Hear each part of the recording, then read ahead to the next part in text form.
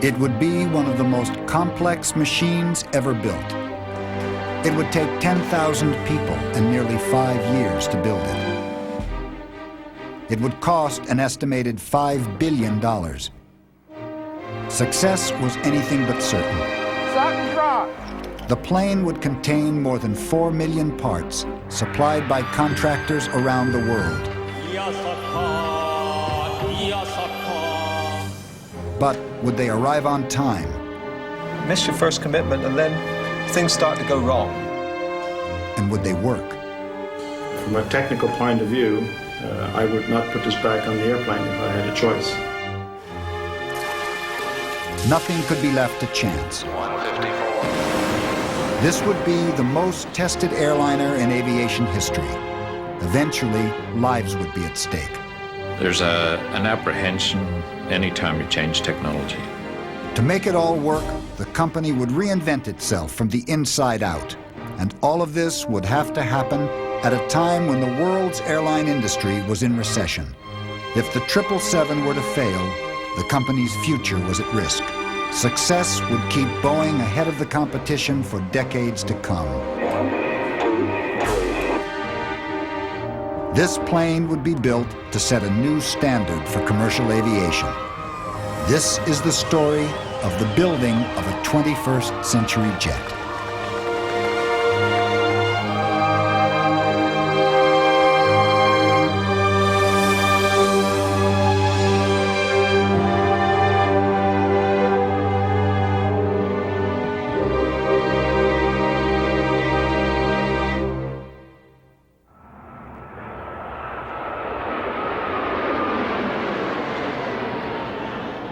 With a half-dozen 777 test aircraft flying around the world in a complex flight test program, Boeing's newest airliner was by this time well launched. The past year had been dominated by a battery of tests that pushed the plane to its limits.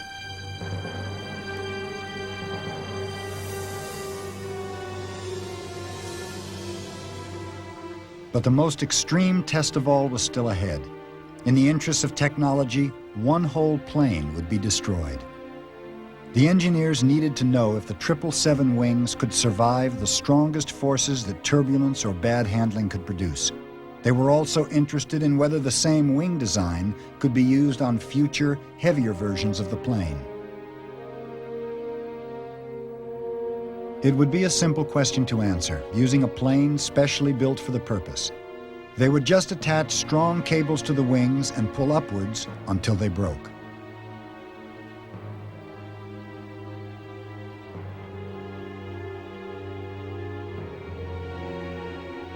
As the test progressed, the force on the wings became so strong it caused ripples in the fuselage.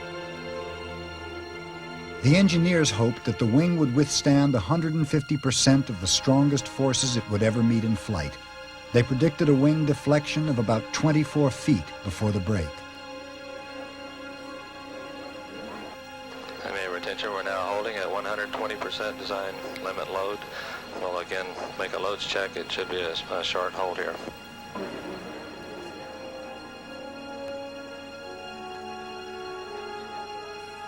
As the tension in the wing increased, the crowd of observers, including many of the people who had lived with the plane for more than 4 years, fell quiet.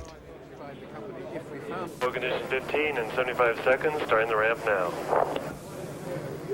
Main retention, we're now loading to 130% of design limit load. The ramp rate is again 75 seconds. Although he was no longer the leader of the team, Alan Mullally was also there to watch.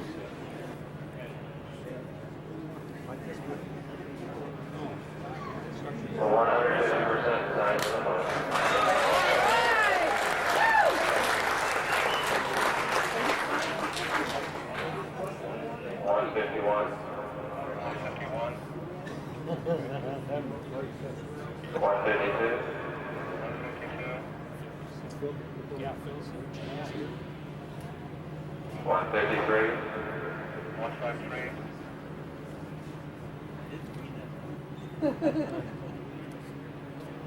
154. 154. 154. 154. Whichever way you looked at it, the test was a success. 154. 154. 154.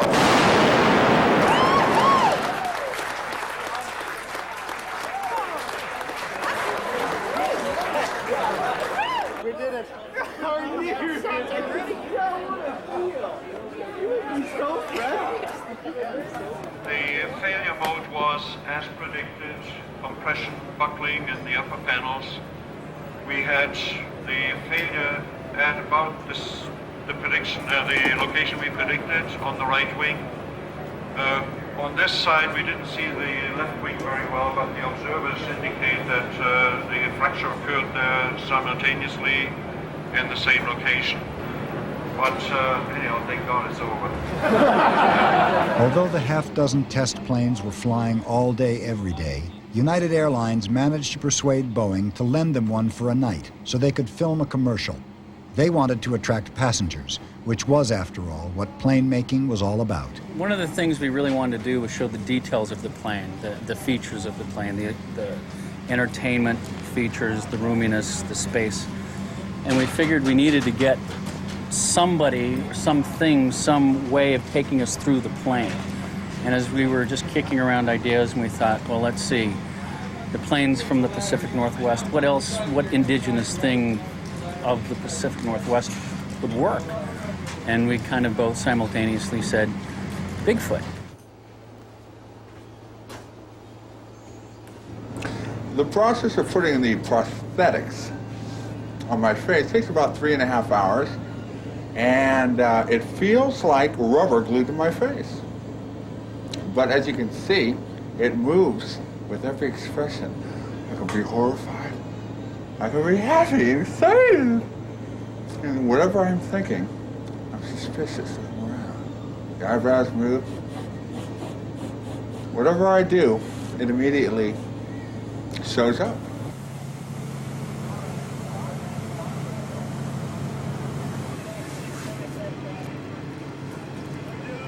Roll camera. Camera speed. Ready and action.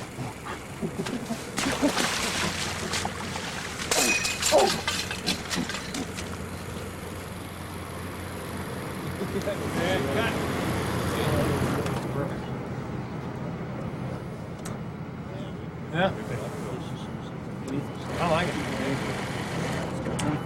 Yeah, okay. Sorry. The publicity campaign had to be planned many months before the plane was delivered. It was an impressive display of confidence in the ability of Boeing to deliver the plane on a date that had been set 4 years before. But there was still one outstanding issue for Boeing that was to dominate the final few months before delivery. It threatened the ability of United to use the plane on the routes they had been counting on. Like airliners currently in service, the 777 was a twin-engine aircraft. Rules drawn up by aviation regulators control which routes a new twin-engine plane can fly, to make sure that it is never more than an hour from an airport in case one engine fails. The plane is expected to prove its reliability over 2 years or so of service before it can fly further afield. These regulations governed what was called ETOPS, Extended Twin-Engine Operations. To many Boeing engineers, they were a throwback to a former age of aviation.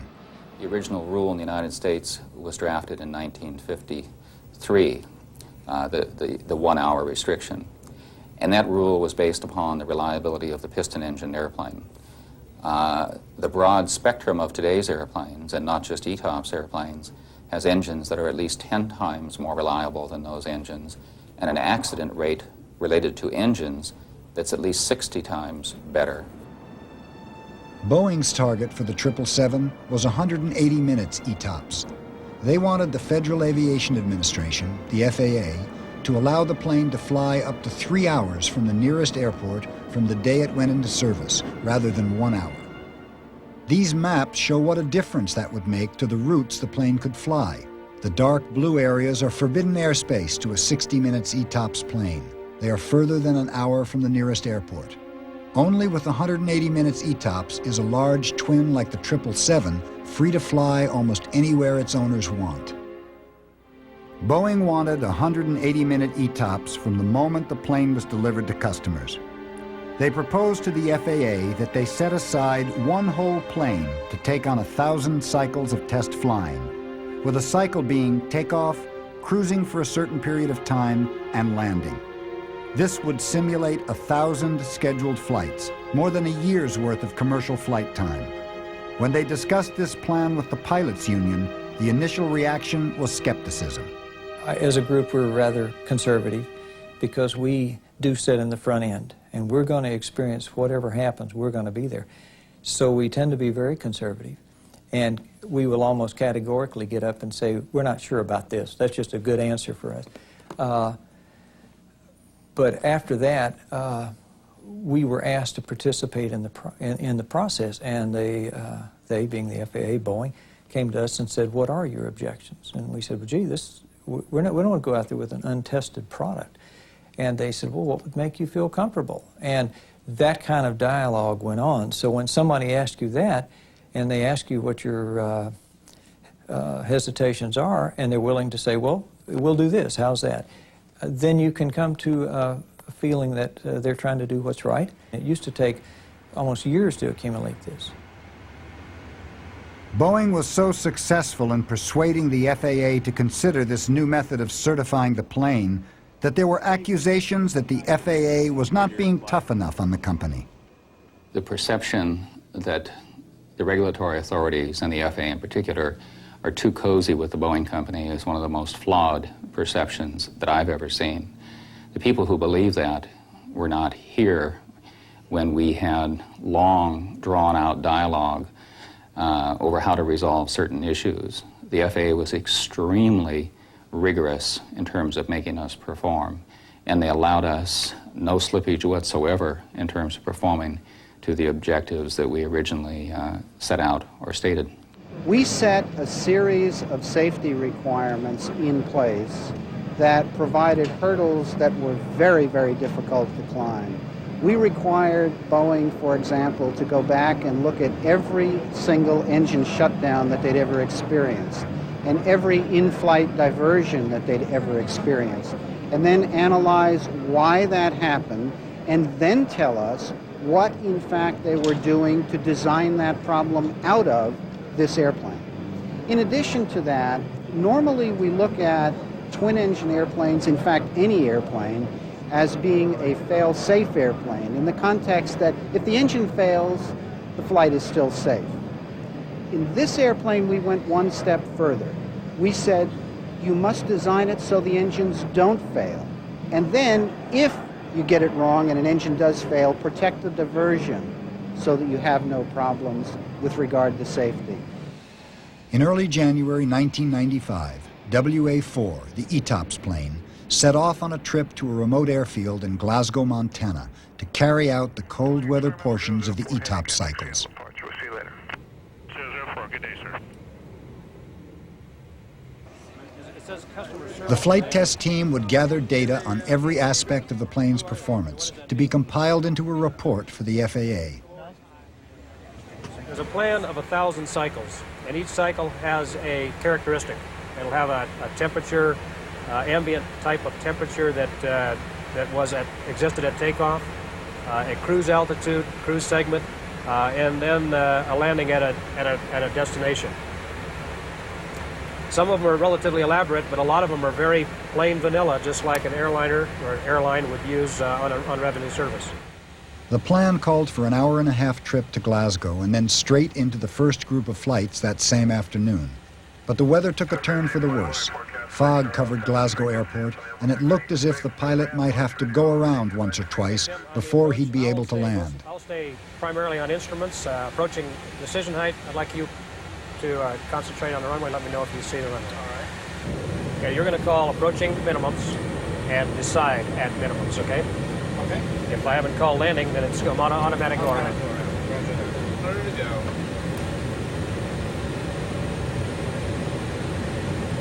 Decision. Go around. Going around. Flaps 20. Flaps 20.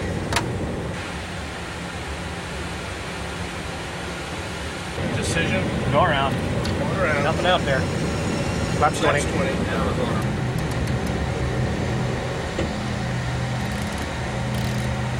204, we do see you now. Decision. I've got ground contact, no runway though. Damn, that's close. Flaps 20. Okay, well, we're trying to get into Glasgow Valley Industrial, making all the approaches. 100 to go. Roger. Looking. We've got the ground. Minimums. And there's the runway. Landing. Landing. Looking good. 50. 30. 10.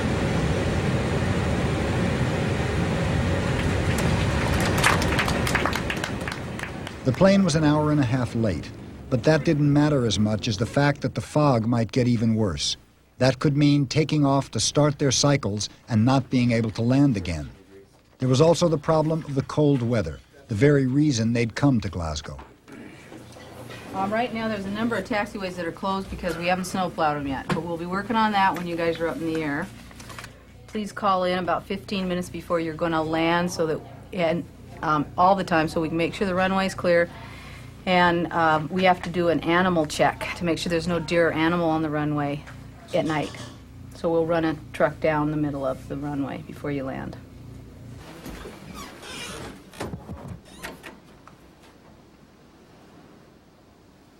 It looked like they could still fit in 5 cycles that day if the weather didn't get any worse. So the afternoon shift got on board the plane. But the fog got worse and the weather got colder. The tests were abandoned for the rest of the day. As night fell, there was nothing to do but wait.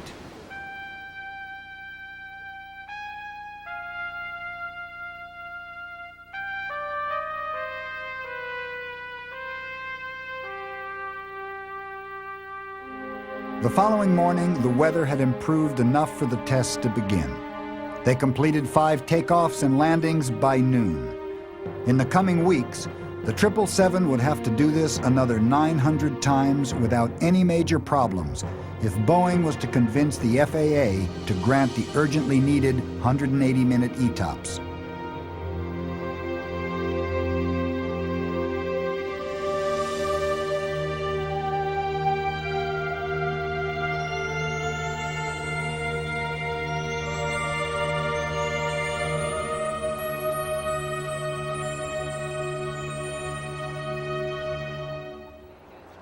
There was another important test of the plane's evacuation procedures that the 777 had to pass before it would be certified for commercial flight. Boeing and United had to prove that they could evacuate a full plane load of passengers and crew through just 4 of the plane's 8 doors in 90 seconds or less without serious injury. We have all kinds of first aid equipment here. In case of injury, we're going to take care of the people who get injured, and we'll get the information from them and give them treatment right on the spot. This is Mina, our nurse on call, and I'm Dr. Palestinian, and we're ready for the show. The passengers, all volunteers, were led through a covered tunnel into the plane so they wouldn't know which of the escape doors would be used. The FAA required that the test take place in total darkness except for the plane's emergency lights. To record the event, a regular camera was mounted outside the plane. It would record what was visible to the human eye. Inside the plane was a special infrared camera that could see in the dark. It would show what was happening to the passengers. The plane had been fitted with all economy seats for a maximum capacity of 420, with passengers ranging from 16 to 70 years old. Plastic dolls were used in place of children. To make things more realistic, luggage was strewn in the aisles. Every passenger wore a number to help the FAA and Boeing analyze the videotape of the event. Support personnel are doing a final check of the plane, and we are about ready to go. I just heard the announcement that they want us to get ready because the lights are coming off pretty quick. Thank you. The emergency began when the lights went off.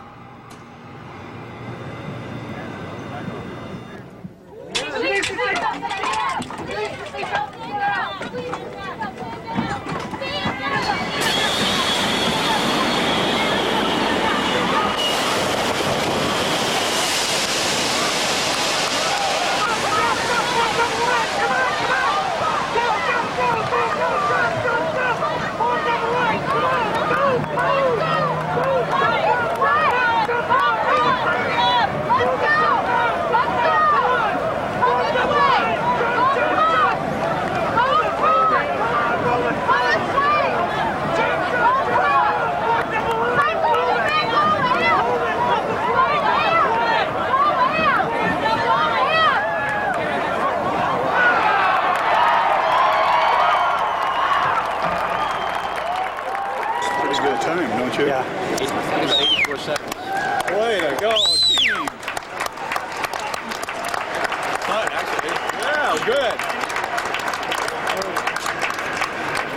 You need to go find out. Yeah, I got to go and. How'd it go? We get abrasions, burns. The slides are plastic, and when they come down, if they forget and put their hands down, they get burns. Hopefully, everybody took off their pantyhose and things like that because that increases the heat. Synthetic fibers. Only one person failed to walk away. She got a cracked rib from another passenger's elbow. Of the 420 passengers, 419 got out in the required 90 seconds. One passenger balked and had to be thrown down the slide after the time limit had expired. Well, it's a quick look report. Looks like 3 doors made it well within the time limit.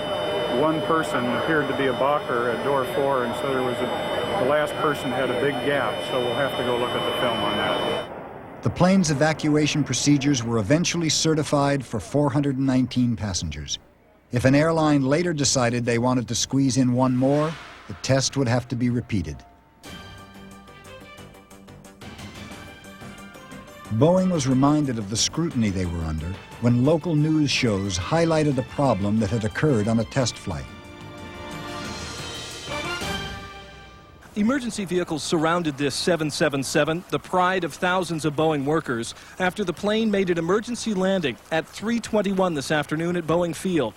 Paramedics took 3 injured engineers off the plane and sent 2 of them to Harborview Medical Center. Boeing says it all started while the 777 was on a test flight 30 miles north of Boeing Field at 43,000 feet. In the test, engineers were running the plane on battery power only. Suddenly, a clamp for an air conditioning duct failed, and the cabin rapidly depressurized. The pilot then put the plane in an emergency dive, dropping 30,000... The passenger cabin lost pressurization through a faulty valve in the belly of the plane. There was a last-minute scramble to fix it. About 9 o'clock that night, I'd been home, and I was supposed to have the next day off.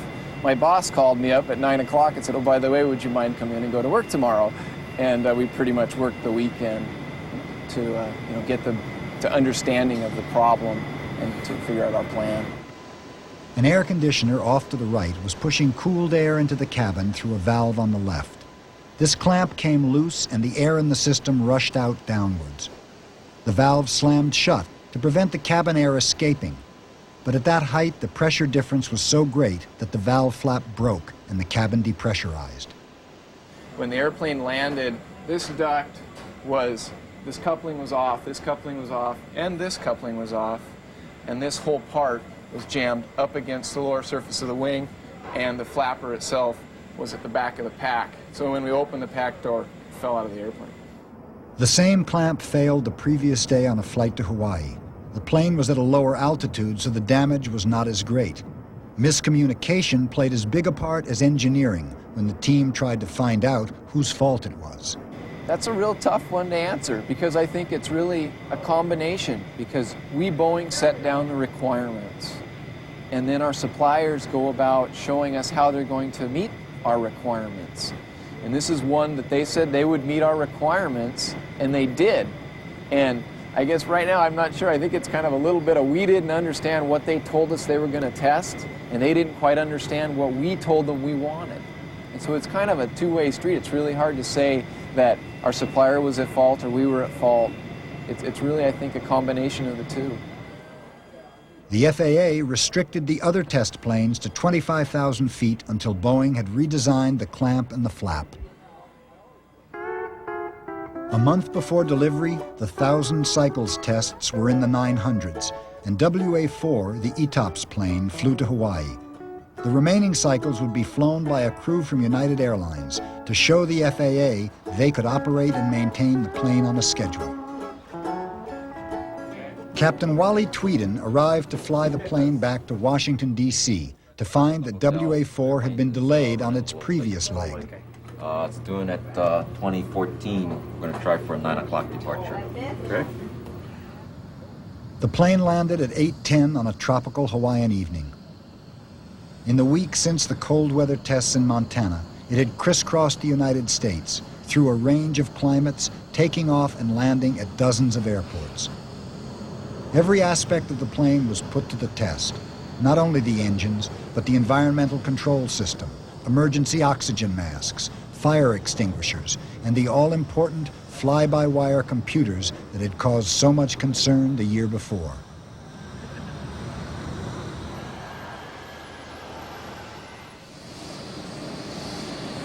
The hour-and-a-half delay on the flight from Washington had been caused by a faulty high-frequency radio. Because we're flying over water, and you go so many miles outside of land over water, the only communication we have is the HF radio. If we were flying over land, that wouldn't be a problem. But because of the fact that we are flying over water, we must have both transceivers, because otherwise we would have no communication with air traffic control.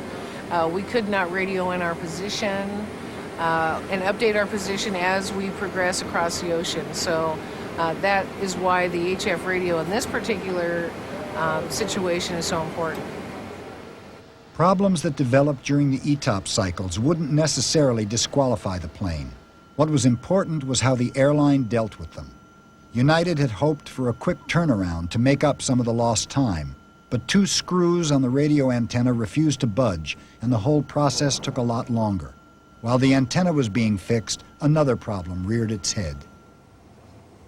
Every 30 days, the navigation computer had to be updated with new route information. But the crew had trouble loading the data into one of the 2 navigation computers. Because these flights were a test of United's operating abilities, they were supposed to solve the problems on their own. I'd be more inclined, than disabling, I'd be more inclined to operate in left or operate in auto for departure, and then if we feel like it's wise to go to left and leave it there, do that. While the flight crew tried to find a way of flying with one working computer, an FAA observer sat and watched. Because I'm of the same feeling. I'd like to have that right FMC, and it's not that it's not operating, and it's not that we have to worry about it, and we can still plot and make sure that and if we need to, once we're over land, we can navigate VOR to VOR. I think this might be an FAA trick. Are you happy with that, Eric? Yeah, I go along with it. But that means he's not happy. And I agree with your way of doing it. I mean, I don't know that they've made a phone call to Seattle, but have they? Okay. As they might do in normal operations, United was allowed to ask Boeing in Seattle for advice. What they could not do was consult the Boeing engineers on the plane, even though one of them was a computer expert who could have helped. Using the onboard Boeing experts would have been frowned on by the FAA. By midnight, Tweeden decided to let the maintenance people try to solve the problem before morning. Well, I finally just decided that I would just check with operations control, because if it was going to get delayed much more, we were going to have to rest. And the sooner we get started, the better we are tomorrow. During the night, 2 things happened. United ordered a new computer from San Francisco. When it arrived, the United maintenance crew solved the problem by swapping the new one for the old. The following morning, the test crew boarded Flight 9432 from Honolulu to Washington.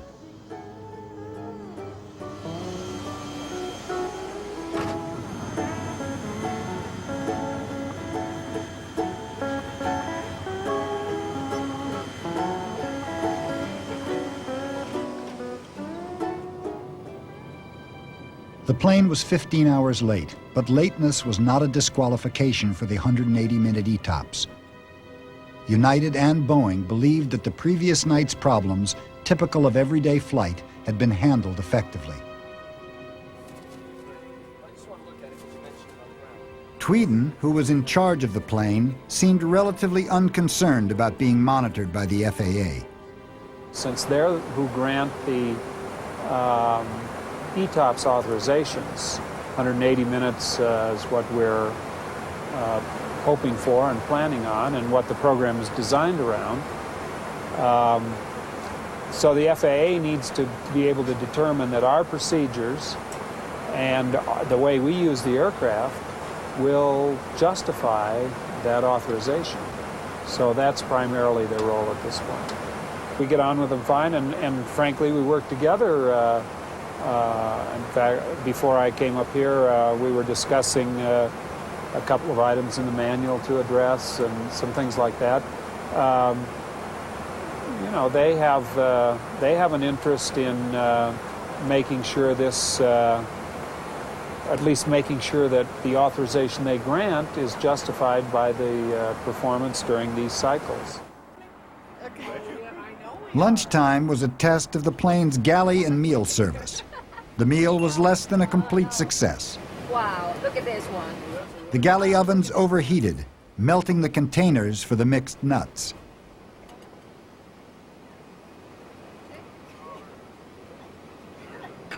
For Bob Ireland, in charge of these ETOPS flights for United, the problems of the last 24 hours had taught him a lesson. Well, the lesson we learned last night was that we were ready, I think. The fact that something happened could have happened after 2 years in service. Might well have, same thing. It turned out to be a hardware failure, and we handled it. It took a long time. In revenue service, the passengers might not have been inconvenienced for so long because we would have done something else with them. So that made it possibly more dramatic than it would have been to passengers on a regular flight. However, what we showed is that we were able to troubleshoot the problem and eventually get to a solution that was quicker than waiting for the parts to arrive, because our guys got inventive. They used their knowledge, their corporate knowledge that they had, and did something that wasn't necessarily written in the books. They were able to try something that worked. As the plane landed in Washington, it faced another 50 or so trips around the United States. Then there would be several weeks of analyzing the data before the FAA issued their ETOPS verdict. No one dared to believe that the certification would be denied, so United Airlines prepared for the purchase and delivery of their first plane. Like the owner of a new car, they wanted to make sure everything worked before they accepted it. See how this thing sits there and rides against this? That's going to sit there and flop in the wind, and eventually you're going to wear a hole in it, aren't you? The other condition. You guys want to bring that up on a customer pickup? The other condition. I'm here to verify for United Airlines that the airplane is working as we expected it to work, that everything is put together properly, and I'm sure that it's all been done by Boeing, but because we're paying a lot of money for the airplane, we'd like to have our own people make sure that in fact it's ready. D1. Okay, priority coming down.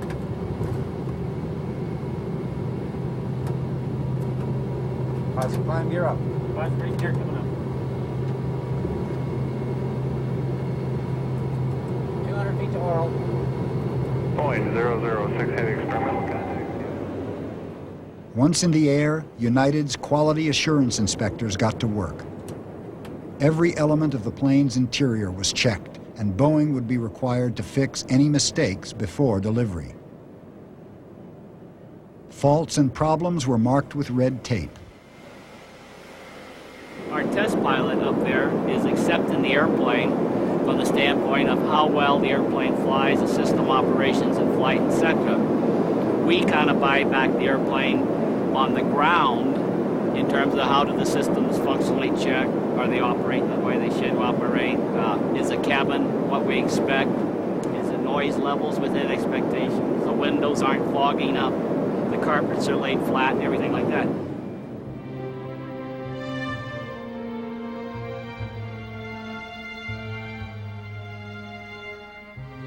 In spite of intensive efforts by Boeing and the subcontractors, United reluctantly had to accept that the sophisticated video phone computer system in every seat was not going to be completely ready for the inaugural flight. In the middle of the flight, when the plane was at cruise height, it was depressurized to test the doors holding the oxygen masks.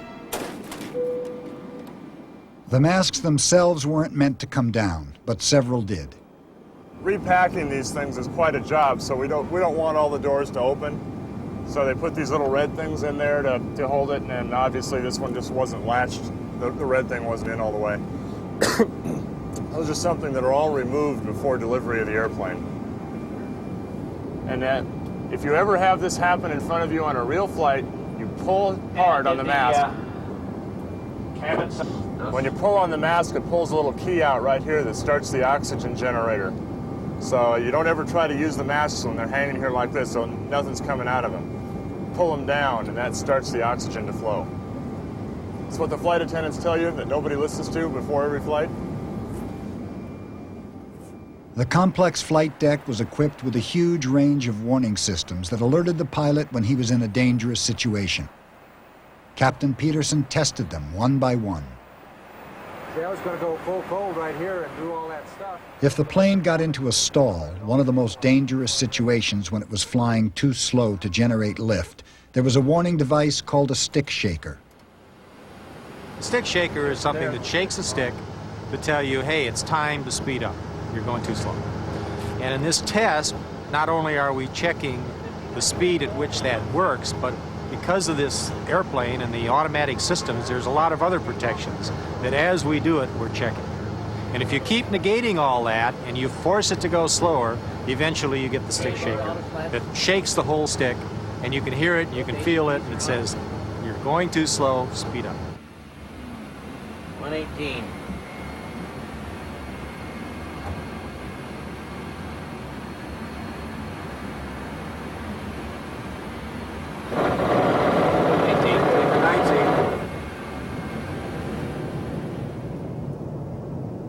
Another important check was on the fuel vent system for dumping fuel in certain situations. When you take off full of fuel going a long way, you actually weigh more than the airplane is stressed for landing. So if you have to turn around and land right away, you really need to lower your weight.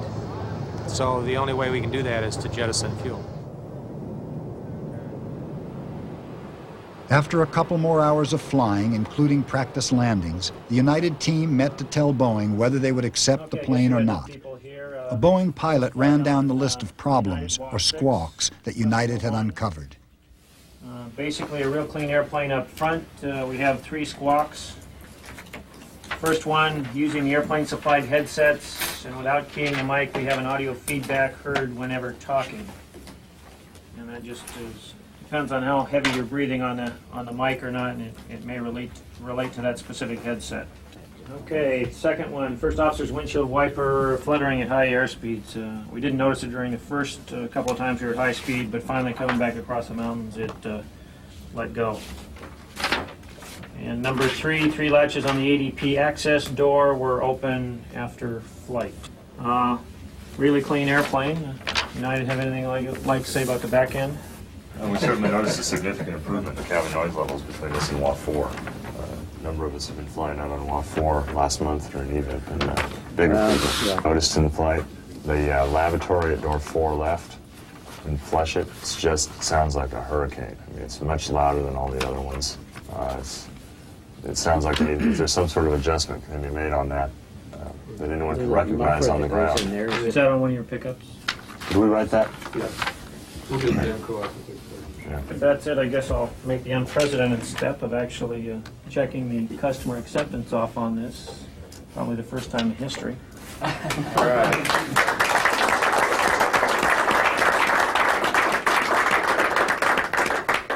I'd just like to add that it's the nicest airplane I think I've flown of this kind. I mean, it's beautiful.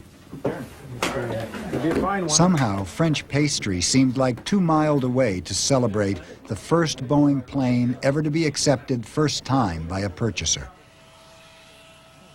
After the pleasures of the test drive came the sticker shock. It was a surprisingly complicated process that involved lawyers and accountants in 4 states. A lot of money would change hands. Nothing would be done on faith. Where's the briefcase? With all the cash in. I think there's a box in it, a big cardboard box. At the FAA's headquarters in Oklahoma City, where the change of ownership would have to be registered, 3 lawyers met to get matters underway.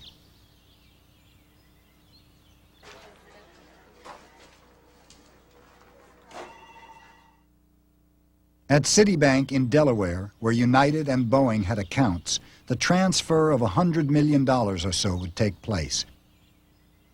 The computer keys would be pressed by Brian Todd. United Airline headquarters was in Chicago, and here lawyer David Olason would get the complex operation underway by starting the conference call. We're sorry, your call cannot be completed as dialed. Please check the number. Where's Steve? Douglas. I wonder if you can conference this line in when the phone call comes in, because I don't know how to do it for sure. I don't want to drop the call by accident. Could you see, could Steve? Sure. This is the one I have propped up in my office. I think that is so pretty. That is a good picture. It really is. Did you see it? Tom, the second vermin letter worked okay? I don't think I want to ask, but I don't know. Oh, there's a spot in the forward galley where the keyboard goes into the attendant workstation. Uh-huh. And people looked at it and said that was a good place for cockroaches to hide. So we had to write a letter promising to have the galley modified in that area so that we would have vermin, it would keep the vermin out anyway. All right. Conference room. Rick, this is your conference call. I'm putting it through to you. Okay. Mr. Nelson? Yes. Thank you. And Mr. Lawson? Yes. Thank you, sir. If I can be a further operator assistant, please depress your star and then your 0. Thank you. Thank you. Volume a little bit. We're here for the closing of the 777 with the U.S. registration number of N777UA. Bob Ireland, can you run through the serial numbers of the airframe and the engines? Okay, airframe serial number is 29616. We have 2 Pratt & Whitney PW4077 engines. Position number 1, P777019. And position number 2, P777016. Very good. Jim, can you authorize transfer of funds? Sure. Brian, would you debit United Airlines account for the confirmed amount for immediate credit to the Boeing company account? Sure. Let me put you on hold for 1 moment, and I will give you a confirmation on that.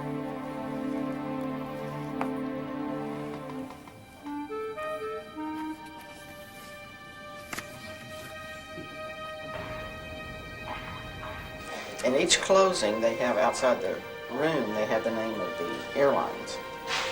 And then they always have all these nice trays of Danish and juices and fruits and here we sit. I know, I was going to say, where's an hour? We never have had. I know. We sat here waiting at lunch. We should have planned. We should have. Brought something. Well, we were talking about that last week. But we had an engine change. We haven't.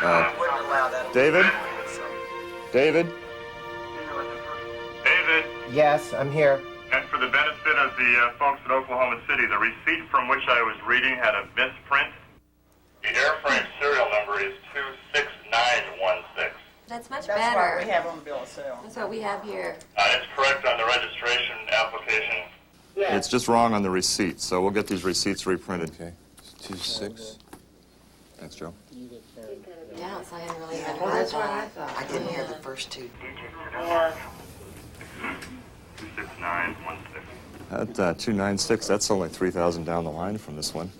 It'll be a while. He'll get there. Don't worry. Okay, I guess I have all parties on the phone. I do have a confirmation on the predetermined amount. Okay, Brian, this is Rick Nelson at Boeing. Correct. Would you please call our Treasury Department and inform that the funds have been transferred? Boeing had taken great pride in a new and more open management technique based on trust. But that trust stopped short of the company's lawyers, who wouldn't release the plane until they were certain United's money was in their account. As soon as I get verification. From our Treasury people, David, of the funds transfer, I'll go ahead and do that. words, I'm trying to build a protective layer for my hydrangeas. So. I saw some really pretty hydrangeas at home the other day. Well, Pratt's had some real large ones too. That's where I got Mother's, was at Pratt's. Shirley? Yes. Shirley? Yes, sir. This is Rick Nelson. I authorize you to go ahead and date the bill of sale and release it to United for filing. Okay, I'm going to release the bill of sale from the Boeing Company to Boeing Sales Corporation.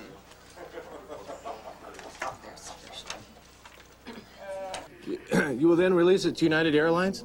This is Mary Lou, and I am dating the bill of sale from Boeing Sales Corporation to United Airlines.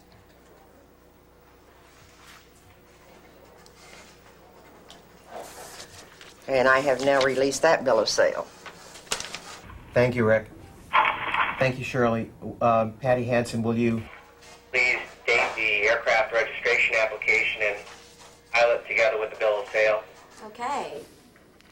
15th of May? 15th of May it is. 15th of May. We're ready to file? Yes. Okay. Be right back with the filing time. Bob Ireland, while they're filing that, Will you date the pink slip of the... registration app? I have done it, David. And you'll be putting it aboard the plane? You bet. Yes. Tom? It's on its way. Okay, it's 8:44. Okay, may I look, please? Sure.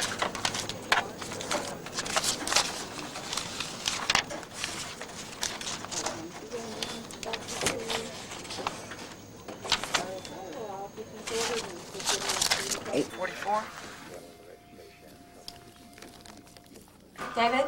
Yes. This is Patty. The documents were filed at 8:44 a.m. CDT. Very good. Hey. I want to thank all who participated in the call. Big day. Have a good flight. Thank you, David. Thank you. Bye. Bye. Congratulations. Thank you. We own a plane. It's a done deal here, anyway. Champagne breakfast would be nice. That's right. We all ought to go to brunch, you know, and have some champagne now.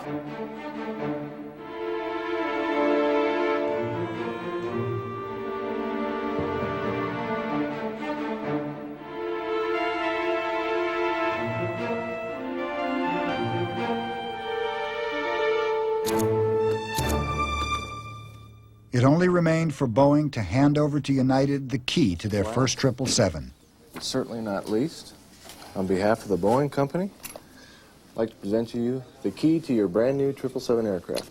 But they still didn't know whether the FAA would approve it for 180-minute ETOPS. That decision was announced just 1 week before United's inaugural flight. Last night, I was provided a copy of the board's report, in which they recommend that, based on successful completion of a most extraordinary series of tests, analyses, and flight demonstrations, the Boeing 777, equipped with Pratt & Whitney 4084 engines, be type approved for use on extended range operations up to 180 minutes from the nearest adequate airport. The 777 team was visibly relieved. They had proven their plane more reliable than any previous Boeing plane at entry into service. It was just in time for the hectic schedule of flights that United had planned. Now, for the first time, the new plane could do what it was designed to do: earn lots of money for the airlines that were buying it. United's inaugural flight took place right on schedule. The plane's phones still weren't working, but the airline didn't let that interfere with the celebration.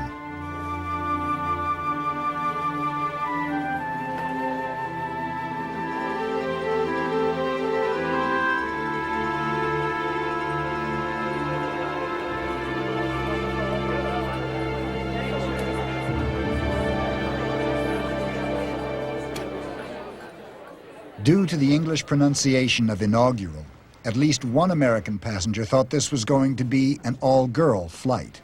And we had heard that this was going to be an all-female crew today, and to include flight crew. That's what the woman at the confirmation desk I don't want to told us. disappoint you, but I saw the pilot. I worked for about 5 years on developing a part for the fly-by-wire system. Very small, but important part. There are 300 of them on each airplane. Very unique technically, and I thought it'd be a way to kind of, for our company and for me, to celebrate the success of that program and tell the engineers that I appreciated the work. So it's fun.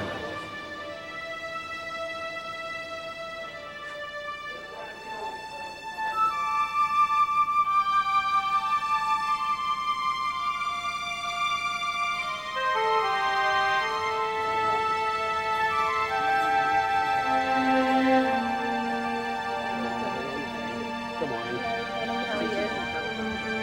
9A and B, Chaco.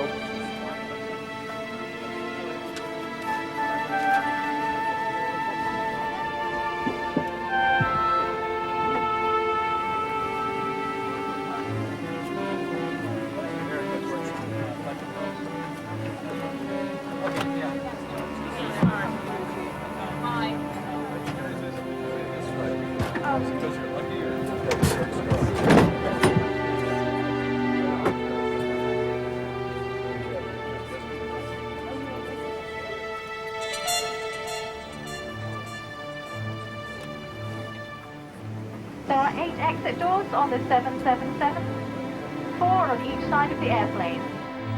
And final customers, 12 first class, 47 connoisseur, 170, 170 in coach. 91 Clement, take off 27 right, the wind is 310 degrees, 1 knots.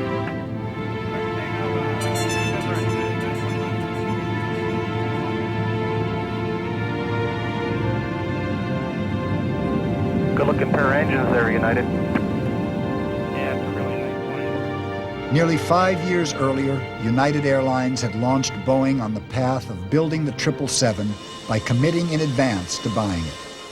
Alan Mullally had been the team leader for most of that 5 years. Looking back, he saw the project as a test of a new management philosophy, just as much as it was an experiment in design and engineering. If I were thinking back to the anxious time, it was more of getting going and having the team all of us be on the same plan, and knowing that it would work, because it had to work. You know, if we simulated all the parts and all the parts started to arrive and they didn't fit, well, it would have been a great idea, but and if the airplane didn't perform well, and if the people really didn't like this environment, that they really wanted to go back to the way we took tests individually in the past, and we were fighting some human characteristic that we didn't know that doesn't really want to work together, well, I think it would have been devastating. And so the minute that the first indications that working together was working, the people were different and had so much more to offer when they're in this environment, and they were willing to share it and do it together. And the minute we saw the parts starting to fit together, and the minute that we had a glimpse that the airplane was going to be able to do what the customers wanted to do, then the rest was just holding on and fighting the day-to-day issues and helping everybody that did the whining, which was okay, to help them find a way to get it done. And to me, the whole rest of the program then was exhilarating. I mean, it had its ups and downs because of the issues, but I mean, it doesn't get any better than this. If you like to design complex, sophisticated, state-of-the-art, fabulous machines, they're going to get lots of people together around the world. I mean, it just doesn't get any better than doing a 777 program. And I'll look forward and try to find out or figure out a way over time to get myself in a position where I can do it again, because it's just so much fun.